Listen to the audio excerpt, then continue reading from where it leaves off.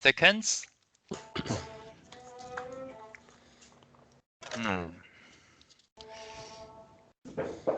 So Rick, do you play any musical instruments? I don't. You I'm don't. quite inept musically. I'm really good with headphones. Yeah, because I just heard violin in the background. Yeah, not produced by Quentin. No, nope, not me. I can't take credit for that. Hmm. Okay, let's get started. So today we will talk about the importance of tranquility meditation. So in the future, it will work this way. We will talk a little bit about tranquility meditation and more about insight meditation. The reason why we want to keep emphasizing the importance of tranquility meditation is that the more you talk about it, the more you will do it.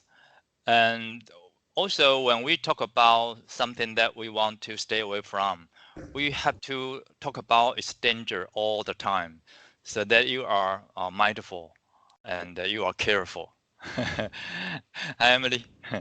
Hi. And so the reason why we want to have a regular meeting is that we have to remind ourselves to keep doing the right thing, to get into the habit. And you know, our mind deserves a mini vacation on a daily basis, right? Because we work so hard, especially for Rick and Emily, they work so hard. And they deserve a vacation every day for their mind.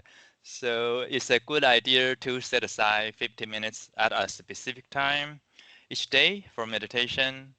And so, like I mentioned, I try to do it first thing in the morning, and usually it's 1 hour. And so, yeah, I think if you can develop a habit like this, it will be good. And why I want to take it so seriously, because I always remember its importance. And the more we talk about it, the more we will, okay, I need to do this. I need to do this. So, like I say, we want to like explore how we can make our body feel better, and we have to like trying to find the how it works first. And like I said, how to make your chi circulation better. And once it starts moving, then you will pay more attention to it and less distracted by external stimuli because it's so fun paying attention to how your body works. And you can see, wow, you know, if we allow our body to work better, how good it would be. But we just get distracted all the time by TV programs, by outside things, by worrying about what to do next, what to do next. So we forget to give our body some self-healing power.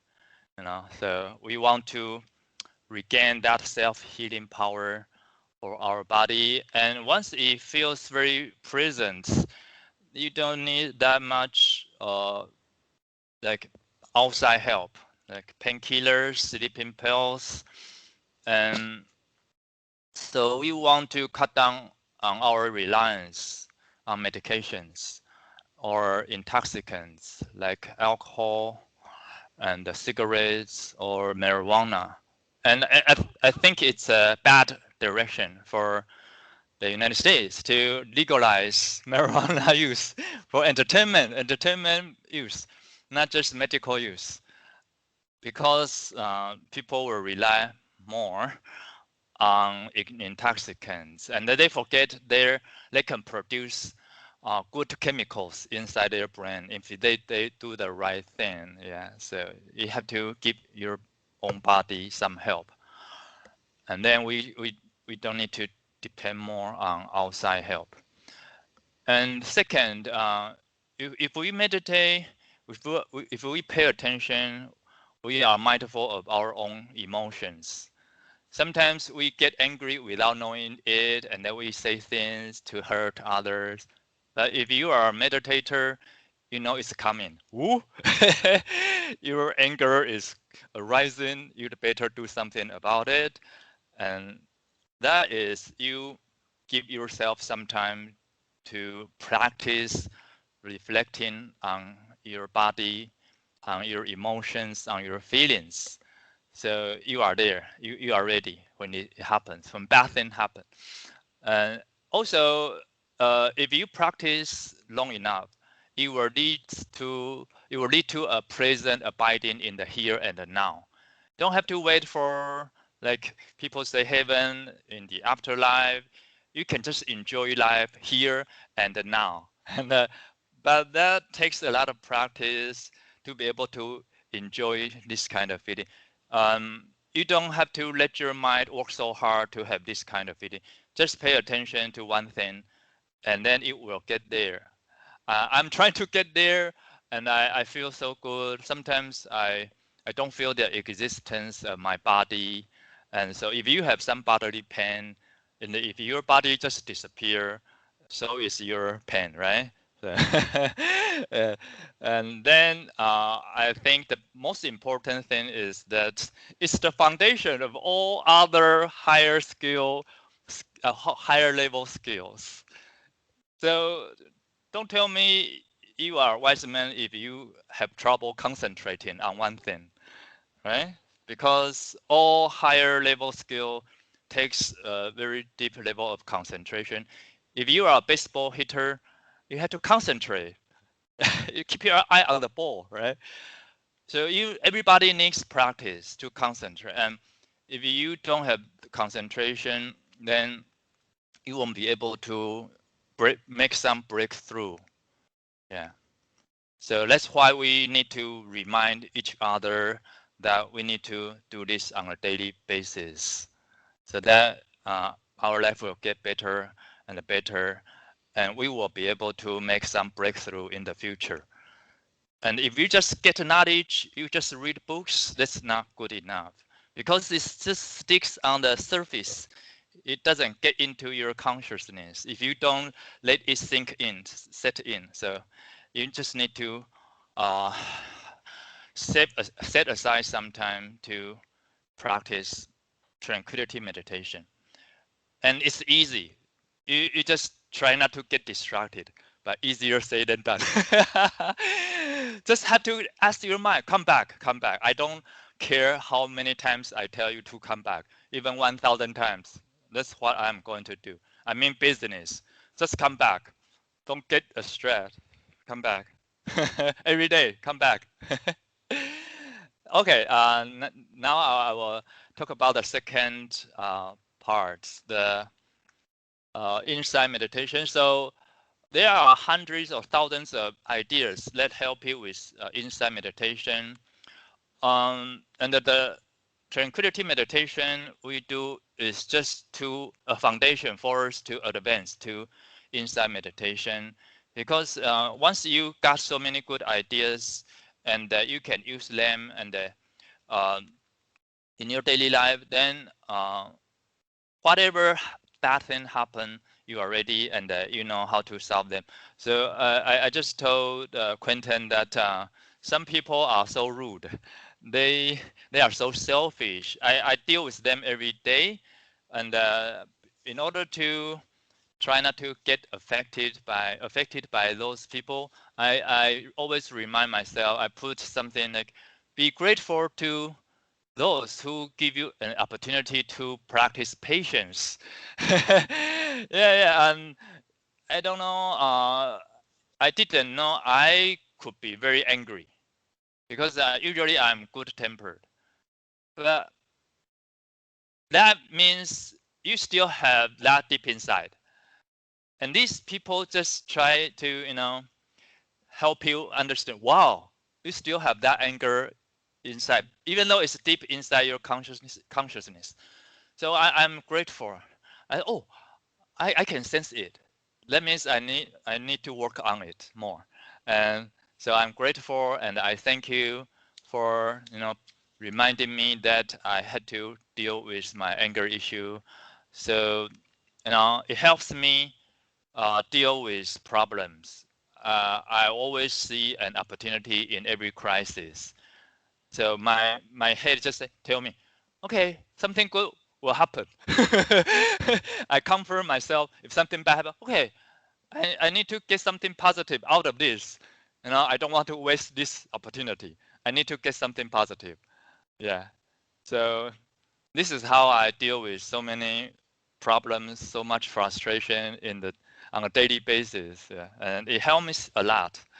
So today, the topic will be focused on how to reduce your attachment. And the first thing I will talk about is material things. And I think in American culture, people like to compare. Like, oh, I have this fancy car, and you have this big house. To me, it's nothing. I don't care about it at all. And because I think material things are impermanent. So you can see the condo collapsing in Florida and see it can happen overnight. And in fact, I bought a condo many years ago, and during a big earthquake, it collapsed. Because Taiwan is on the Pacific Ring of Fire, we have a lot of earthquakes. And it's so easy to know that it's just temporary. I mean, the ownership thing doesn't bother me at all. I can lose this house, and I can go elsewhere, and I can live anywhere. I don't have to stay in this house. This is mine. I have I don't have that idea. So if you have strong attachment to material things, it's very hard for you to be content because you just keep comparing with others, and throughout your life you just work for more money. When a pandemic hits, so many people lost their businesses, and that's their lifelong efforts, and then it's gone. And if you have strong attachment, if you define your success based on material things, it's so impermanent. It's not a good thing to do. So let go of this ownership thing. I'm just a temporary user of this house or this car, and yeah, I don't know how. I don't care how much money you have. If you are an unhappy person, it doesn't mean anything. So I'm content with what I have, and I don't envy people who are so rich. Yeah. And so I have more time for myself because I don't need to work so many hours a day. And I'm retired for so many years, and I get to do whatever I want, whatever I enjoy. If I don't like this and I don't find any purpose, any good things in this project, I can just go away because everything I do is volunteer work. So I enjoy a lot of freedom. I don't I don't have to listen to what my boss tells me what to do, and I'm a free man. Yeah, that's because I don't care about material things. Of course, we need enough money to get by, to buy food, and to buy clothes. Yeah, but most people are so greedy; they never get enough. All right, the second thing is people. So we have strong attachment to people, and everybody knows that. But people are also impermanent. Some people get to live to 90 years old. Yeah, my mom is 90 years old. She's lucky. But I don't know if I can live to 60s. Everything is so impermanent. So I just want to enjoy every moment now, and don't worry about how long I can live. And so if you care about someone and you never thought about that they will pass away someday, then once that happens, you feel sad, and it takes a long time for you to adapt to that reality. But for meditators like myself, we always practice mindful of death. It can happen every moment. So we have to be careful. If we invest too much of our emotion in someone, then once the person you love is gone, then you will be sad. And the person, if he is sick or she is sick, and before she or he is dying, and she knows you are so sad, she will be sad too. She will have hard time to say goodbye. So I think I have no fear of this. That's because in my head I practice this thousands of times. I know it will come, so we should not avoid talking about this. We should talk about it happens, and we don't have no idea when it will happen. So all we can do, the thing we can have control over is that we can enjoy the present moment, right? So if you just keep worrying about this, oh, my mom will die. Oh, no, I can let it happen. You have no control over that. So we have to come to terms with this. And also, if you have strong attachment to people you care about, yeah, like I said last time, you tend to have higher expectations, maybe unreasonable expectations. And the higher expectations you have, the more likely you get upset with them. And so why not just give each other more freedom and enjoy life? Because people care each other, when they need your help, you come to their rescue. That's good enough. But other than that, you just like support each other without trying to telling people what to do, right? So it will lead to a better relationship. So it's good to reduce our attachment to people. Yeah, if you are happy together, that means someday when you have to say goodbye, it's more difficult for you. So it's bad. It's bad. But we can be happy, enjoy the present moment, and when the time comes, we know this will happen. So we will just say goodbye to each other, not in a sad way, just wish each other the best. And the most difficult part would be to let go of your attachment to your own body and your own feelings, because we deal with it every day, every moment, every second. So it's the most difficult thing. No matter how you tell you care about other, you are a selfless person. The most thing you care about is your own body and your own feelings. So we don't lie to me that you don't care about yourself, you care about other only. No. We care about our own body all the time, and so this is the most difficult part to let go. But what can we do?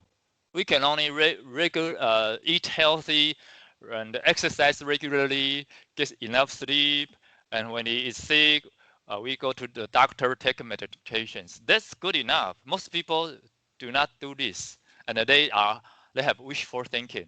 Oh, if I stay up late, if I can be healthy, and if I eat junk food, no, that's not gonna happen. So all we can do is that we try to help our body stay healthy.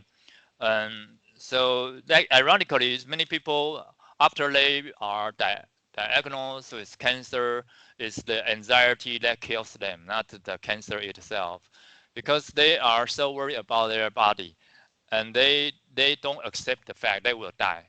So they are not mindful of death. And we practice mindful of death all the time. So when this happens, we are not confused, we have no fear, and it takes many, many years to practice this. And so we can just do our best and not attach to how healthy our body has to be. No matter how well we take care of it, it will age, it will get sick, and it will pass away. So we just have to come to terms with these facts. So let me tell you the distinction between a trained person and an ordinary person who has no training at all. So a person who has no training at all, when they has a painful feeling, let's say he or she has a headache, he feels upset, feels frustrated, saying, "Poor me, why did I have this headache?" And in this case, he feels two feelings. one bodily feeling and a mental one. So we can use an analogy. Imagine people were to strike a man with a dart, and then they will strike him immediately afterwards with a second dart, so that he would feel a feeling caused by two darts. So being contacted by the painful feeling, he harbors aversion, hatred, grudges, and then he wants to escape from the painful feeling. He seeks delight in sensual pleasure because he doesn't know what other pleasures and he has no other options other than seeking delight in sensual pleasure. And then he develops desires for sensual pleasure. And you know what? The more sensual pleasure you have, the more desire you have, and it's a bottomless pit. You will never get satisfied when it comes to sensual pleasure. And so he has strong attachment to desire for sensual pleasure and aversion towards painful feeling. And aversion and desire, or love and hate, they are both sides of the same coin. So if you have strong love for someone, and if you get disappointed someday, your love is turned to hatred.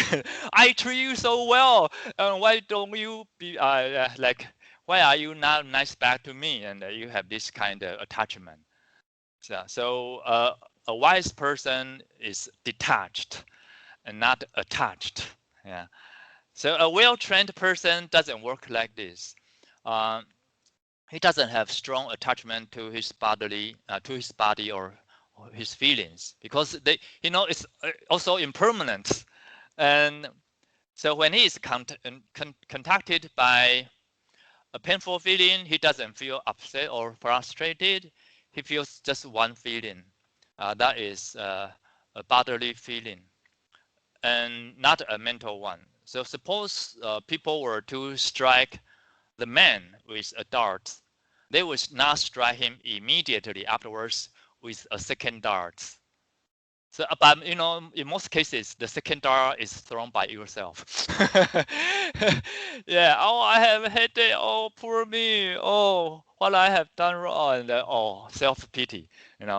Painful feeling, painful bodily feeling comes with self-pity. And but does it help you? No. So I made up my mind. I try not to get a second dart. If I have some like headache or stomach ache, I may be frustrated a little bit, and then I am mindful. Okay, it's not good to throw yourself a second dart. Nobody is going to hurt you. You are the problem. Yeah. So, but it takes practice. We just have to be mindful, and when we have some bodily pain, we have to remind ourselves that it's no use. It's not helpful to throw yourself a second dart.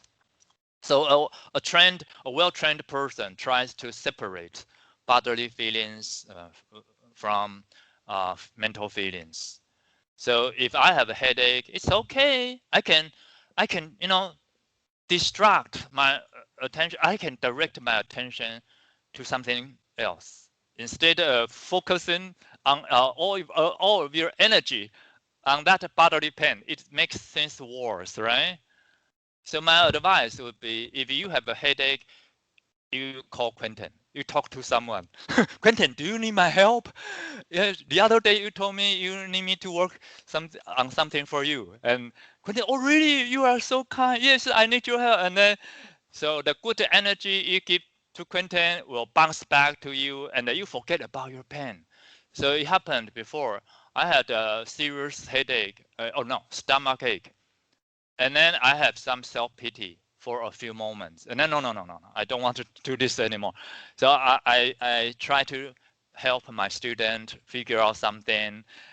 And then eventually I forgot about my pain, So don't focus on your bodily pain. You can separate it by doing this mind trick.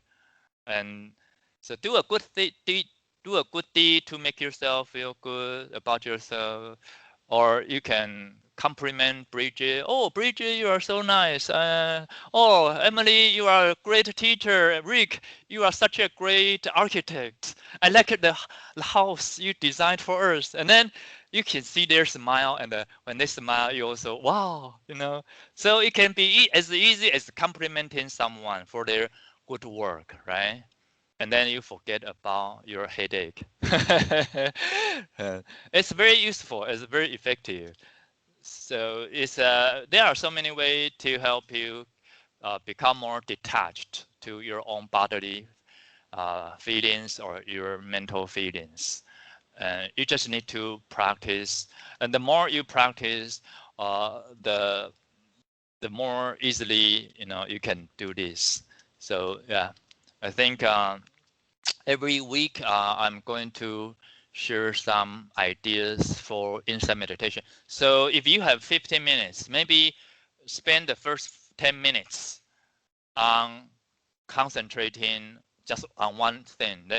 So for example, if you practice breath meditation, you concentrate on breath only, nothing else. Make no distinction. Let your mind rest. Don't do anything. And then you have 5 more minutes. Now that you are concentrated, you think about, okay, I should let go of my attachment to material things. I don't need to work like a dog and just for money. Then I can let go of my attachment to my family members or my spouse, my friends. When they do something that we don't like, it's okay. It's not my life, but we wish them the best, and it's for the benefits of each other. So the most important thing is, okay, let go of your attachment to health, to feelings. Of course, you do your best to keep healthy, but you can only do that. And don't get upset when your body doesn't go the way you want it. So, I mean, you have 5 minutes to do insight meditation. And every day, when you are concentrated, you are focused, then it makes more sense. And then every day you just remind yourself, these ideas make sense, and it helped me deal with life problems. And then after 15 minutes, wow, I think I am ready for today's work. So Quentin, if you need to go, you can go, but I will give you a few minutes to ask questions.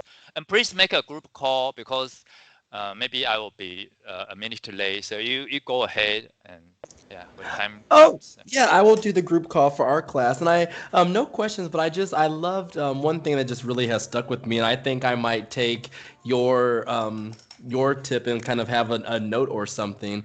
But I loved how you put when people are upsetting you or annoying you, and you say, thank you for the opportunity to practice patience. Not thank you necessarily for those who are making me angry, but it's the opportunity to practice patience. And I just like that really has stuck with me. I think I'm going to really I probably need a lot more practice in that area, but it's something If I you want to don't do. practice this, you can only get upset. This is just only one direction because there's nothing you can do about them. You cannot change other people's mind. You can change the way they do things. So you can only tell yourself, okay, I will be a better person, a more patient person after I work with you. And as a meditator, you only mind your own business. You only try to change your mind, not other people's mind. Because if Yeah. you have that thought, you will get upset. Come on, I've taught you so many times, and you never change, and you lose your cool. Yeah. Hmm. Well, thank you. I'll see everyone next time. Bye. Okay. See if See Bridget you. has any feedback. Hi. Yes. So I've been thinking a lot about, these different concepts, and I was even chatting with my mom and just kind of telling her about some of the things we've been talking about and trying to reflect on them a bit more. Specifically, I never thought of it this way, the dart, you know, you throw a second dart at yourself so much. And I never thought of it that way before. But absolutely, I feel like I've done that a lot. Earlier, for example, I slipped and I hurt my arm, and I was so embarrassed because I slipped in a grocery store. And oh no, what did I do? And all these things. And immediately, I was so embarrassed. And but not even realizing that I was doing that mentally. And I think that is something I definitely want to focus on and practice and going forward, because it's so automatic sometimes, or to switch and throw that second dart right away when those things happen. um so I thank you for that, because it's eye-opening. Yeah. So it's not my idea. I'm just a medium because I read I don't know how many books. So I'm trying to share with you guys good ideas that work for me and that makes sense. Yes, Yeah. So absolutely. It makes a lot of sense, and I never thought of it in that way before at all. And it makes a lot of sense, and it's very helpful to hear it put it that way. So thank you. yeah. Okay. So Rick. I appreciated what you were saying about impermanence. It's interesting because we get tied up with these attachments, and as the ego makes us think that we're invincible and not realize that these attachments are impermanent, when what's really impermanent is ourself.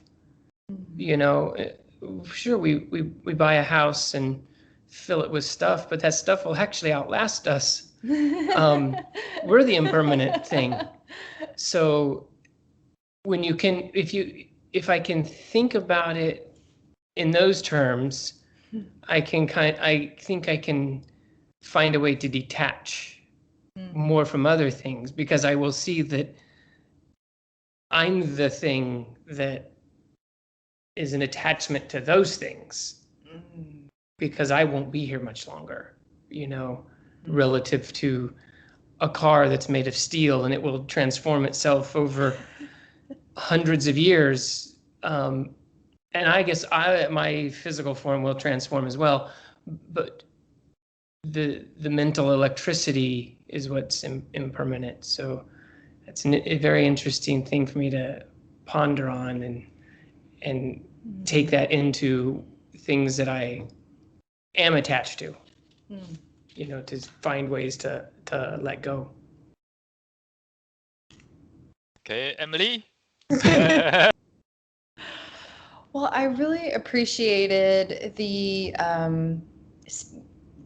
conversation around contemplating death. My father passed away 3.5 years ago from terminal cancer, and it's definitely been very challenging for my family, because he was the rock and the glue that held the family together, and the guy that made the parties fun, and he was like a magnet of love and positivity. And I really had such an incredible change and relationship with death when he passed away, because I fell into a place of peace, but the rest of my family didn't. So I really appreciated that reminder, and just thinking more about that and contemplating that, because I can see where my attachments lie in a way, in the expectation for my family to have better thinking about death, and my relationship with death requires work and patience and learning as well, but they suffer at their own hands so much, and it makes me feel angry inside and frustrated for them that they aren't learning to live life without him. And so it was kind of like a 2-in-1 for me, understanding attachment, and particularly as it pertains to family, because we love them so much, as you said, that our expectations for them are higher. And I certainly wouldn't impose that expectation on a friend if they were experiencing pain or suffering, but for some reason, because it's, my mom or my aunt or someone like that, it's harder to accept that they still have so much grief. It feels very selfish to me, and I'm sad for them and also don't know how to help them. So I just appreciated that very, very much, to sort of it really unraveled something for me just talking about that. Yeah. Yeah. So in the future, if you are interested, I have the text that teach how you can be mindful of this. So they are very concrete, not very abstract.